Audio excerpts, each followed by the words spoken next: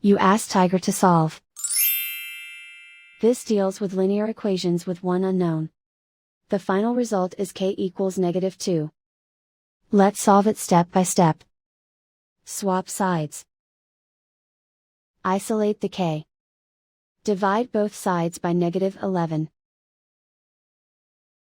Cancel out the negatives.